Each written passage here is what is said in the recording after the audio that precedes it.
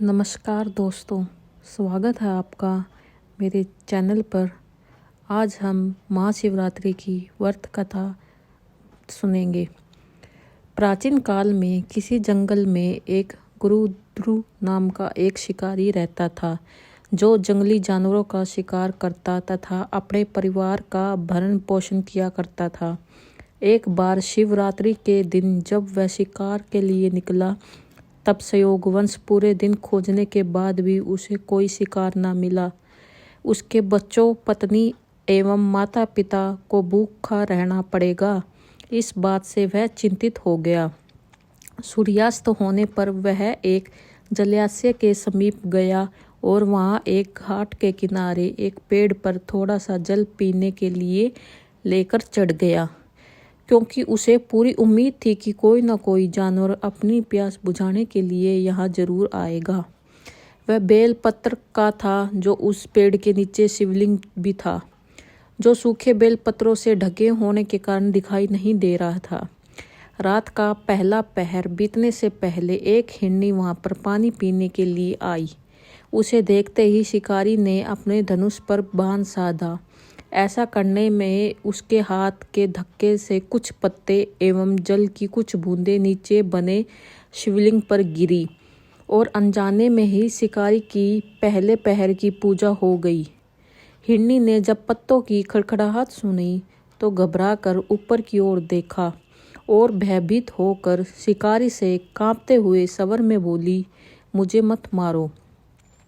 शिकारी ने कहा कि वह और उसका पूरा परिवार भूखा है, इसलिए वह उसे नहीं छोड़ सकता। हिरनी ने वादा किया कि वह अपने बच्चों को अपने स्वामी को सौंपकर लौट आएगी, तब वह उसका शिकार कर ले। शिकारी को उसकी बात का विश्वास नहीं हो रहा था। उसने फिर से शिकारी को यह कहते हुए अपनी बात का भरोसा करवाया कि जैसे सत्य पर ही धरती टिकी है, समुद्र मर्यादा में रहता है और झरनों से जल धाराएं गिरा करती है, वैसे ही वह भी सत्य बोल रही है। क्रूर होने के बावजूद भी शिकारी को उस पर दया आ गई और उसने जल्दी लौटना कहकर हिरनी को जाने दिया। थोड़ी ही देर बाद एक और हिरनी वहां पानी पीने आई।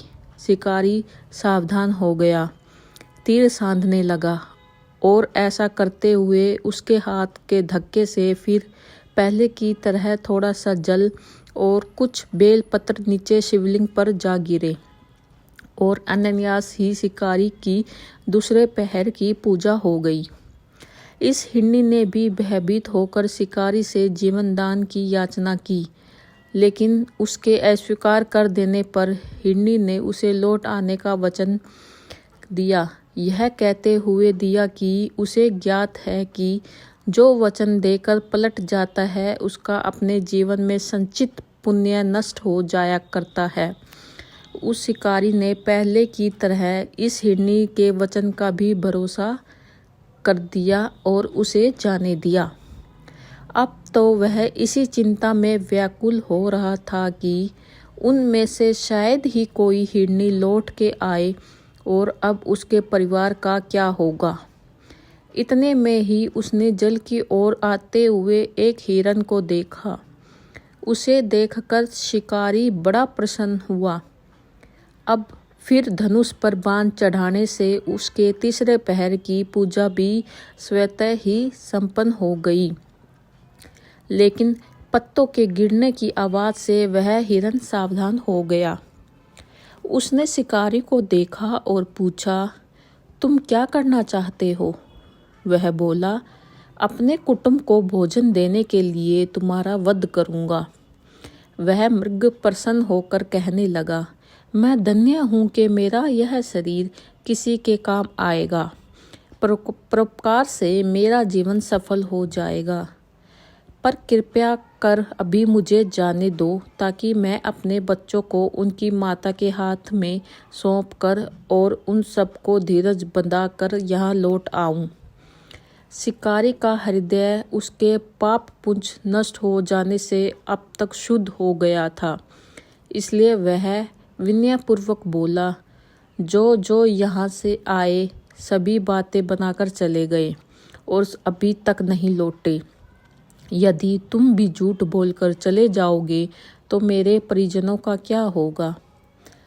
अब हिरन ने यह कहते हुए उसे अपने सत्य बोलने का भरोसा दिलवाया कि यदि वह लौट कर न आए तो उसे वह पाप लगे जो उसे लगा करता है, जो सामर्थ्य रहते हुए भी दूसरों का उपकार नहीं करता। शिकारी ने उसे यह भी कहकर जाने दिया कि शीघ्र लौट आना। रात्रि का अंतिम पहर शुरू होता है। उस शिकारी के हर्ष की सीमा न थी, क्योंकि उसने उन सब हिरन हिरनियों को अपने बच्चों सहित एक साथ आते देख लिया था। उन्हें देखते ही उसने अपने धनुष पर बाण रखा और पहले की तरह उसकी चौथे प्रहर की भी शिव पूजा संपन्न हो गई। अब उस शिकारी के शिव कृपा से सभी पाप भस्म हो गए। इसलिए वह सोचने लगा, ओहो, ये पशु धन्य है जो ज्ञानहीन होकर भी अपने शरीर से परोपकार करना चाहते हैं।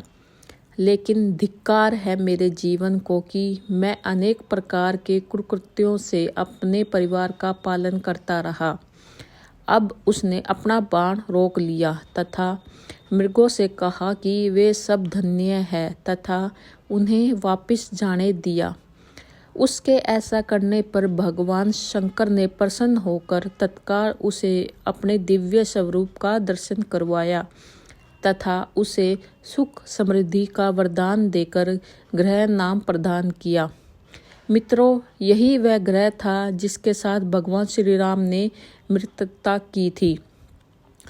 शिवजी की जटाओं में गंगा जी को धारण करने वाले, सिर पर चंद्रमा को सजाने वाले, मस्तक पर त्रिपुट तथा तीसरे नेत्र वाले, कंठ में कालपाश, नागराज तथा रुद्राक्षमाला को सुशोभित, हाथ में डमरू और त्रिशूल, जिनके और भक्तगण बड़ी श्रद्धा से जिन्हें शिव शंकर, भोलेनाथ, महादेव, भगवान आशुतोष, उमापति, गौरी शंकर, सोमेश्वर, महाकाल, ओकेश्वरम, वेदनाथ, नीलकंठ, त्रिपुरी, सदाशिव तथा अन्य सरस्वतों के नामों से संबोधित कर उनकी पूजा अर्चना किया करते हैं। ऐसे भगवान शिव एवं शिवा हम सबके चिंतन को सदा सदैव सकारात्मक बनाए एवं सबकी मनोकामनाएं पूरी करे। धन्यवाद। आपको भी इस कथा में कुछ भी अच्छा लगे, आपको अगर ये कथा अच्छी लगे तो कृपया आप मेरे चैनल को सब्सक्राइब करें, लाइक कीजिए